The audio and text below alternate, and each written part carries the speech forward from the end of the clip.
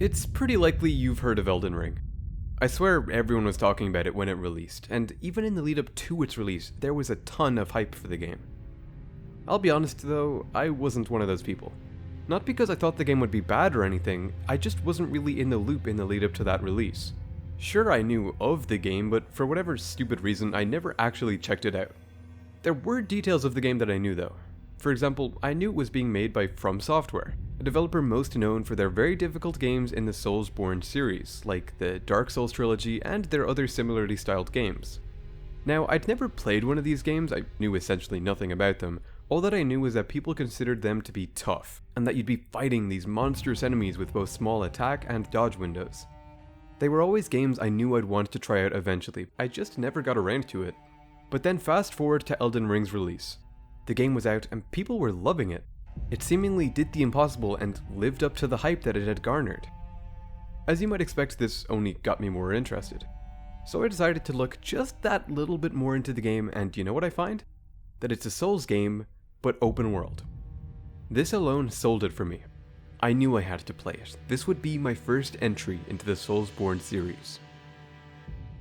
That was my lead up to Elden Ring, and I was now going headfirst into something I knew nothing about. And wow, this game really is something, let me tell you, there is so much I wanted to talk about.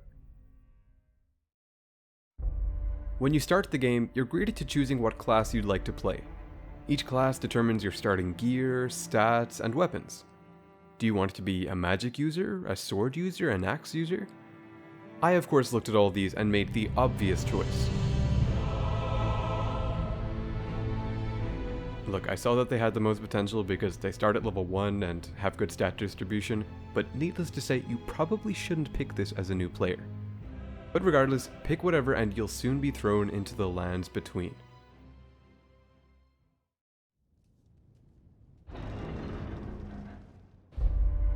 Most likely, the first thing you'll notice is the Erd Tree. This looming beacon of light towering over you that honestly looks incredible. Just like this whole world that you'll be exploring on your journeys. So many unique locations all connected together in a genuinely huge open world.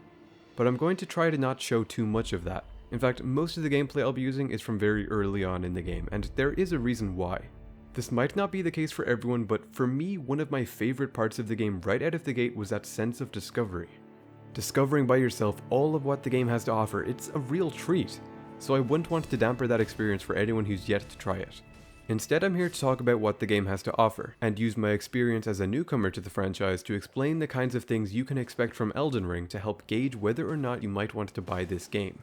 The first point I want to address is the difficulty, as I have a feeling that this is one of the bigger things scaring people away from trying Elden Ring or even the Soulsborne series as a whole. So yeah, as you might have guessed, these games are given the reputation of being hard for a reason. They are hard. And while I can't really speak for the other games, I can say that yeah, Elden Ring is tough. There will be times where bosses will overwhelm you. There will be these attacks where you don't know when to dodge, or some attacks you don't even know how to dodge. I'll admit that some bosses felt very unfair, more so towards the end of the game. But even the first main boss that most people will run into feels very unfair if you happen to meet him early on in the game.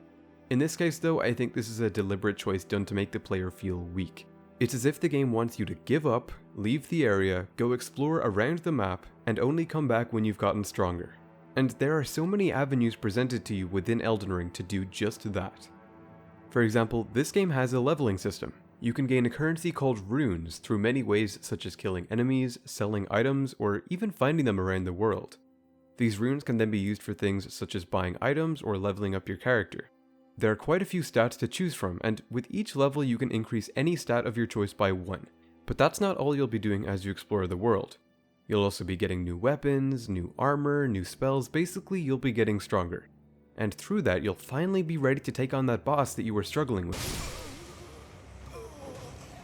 Okay, let's say you weren't quite ready to beat that boss just yet, but don't worry because there are still many more ways to overcome that encounter.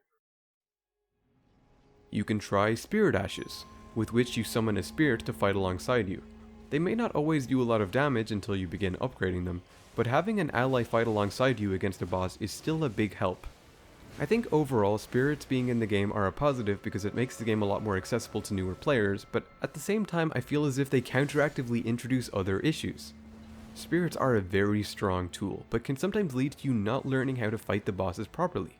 Instead, they often teach you a different playstyle of using your spirit as bait and then punishing the boss if it ever switches attention away from you.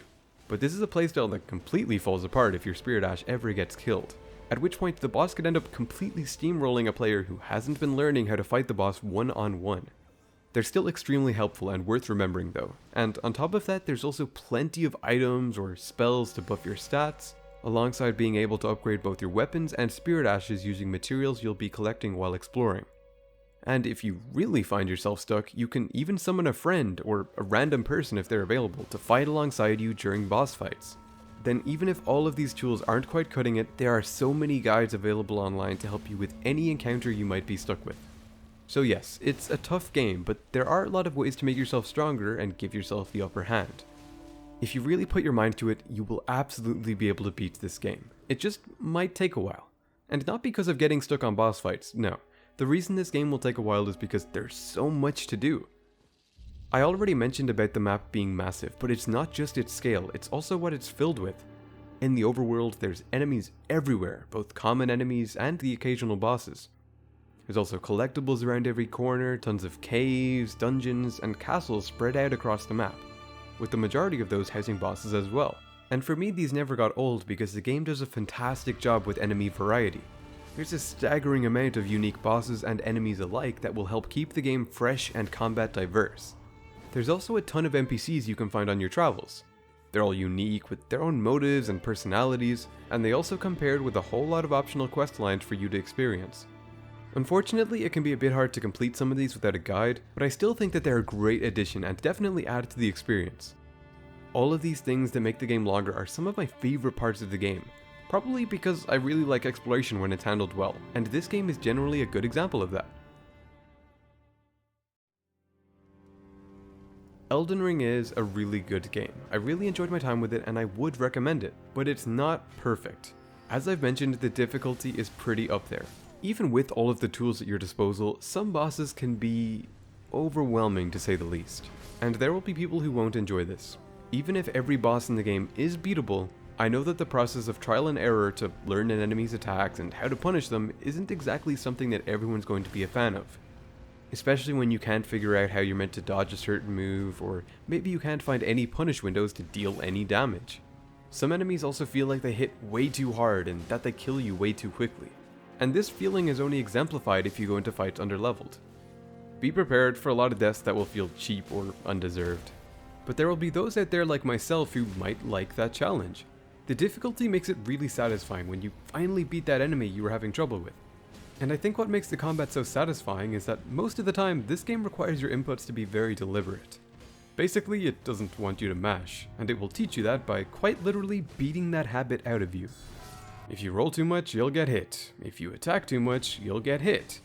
And so instead you have to try and adapt to only dodging right when you think an attack will hit you, and then only attacking for the brief periods where you know it's safe to do so. It's because the combat system is tough that it's so exhilarating when you're in the flow of things, and it can almost feel like you're in a dance with the enemy. Still, you gotta go through that learning curve to get to that point, and I know people tend to not love that part. Just remember all of the things I've already mentioned that can help give you an upper hand in the fight. And also remember that this is an open world game. If you're ever finding an area or a boss too hard, just put a pin in it and come back later. There's likely areas you haven't explored, and exploring those will help you get stronger and more prepared for the challenge the next time you choose to face it.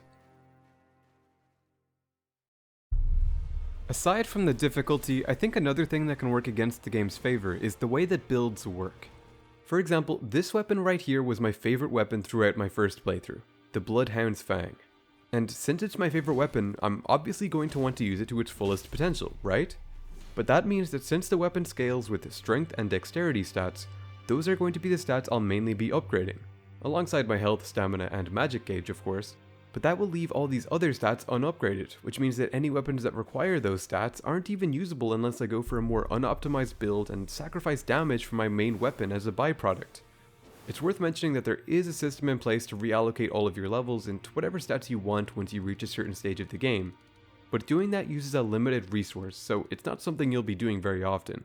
I wasn't a fan of this system because I would have liked to try out the weapons and spells I'd been gathering without hindering the damage from my main build. And the stats I would put in to try and utilize them would be completely wasted if I ever ended up returning to maining my old build. But obviously this isn't the biggest issue because I still really enjoyed the game. And I should say that even when I fully explored a cave or dungeon just to find a weapon or spell that I wasn't able to use, I was still having a good time.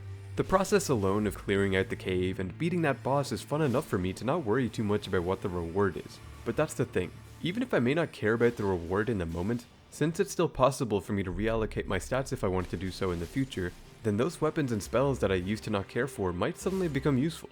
So even though switching builds won't be something you do very often, the fact that you even have the option helps every reward in this game stay meaningful.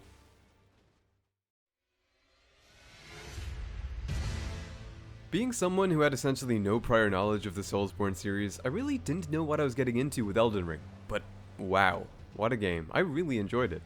There's no denying it was a bumpy start when I was still learning the ropes of the game, though it didn't take me too long to figure things out, and I improved at a pace that felt pretty natural.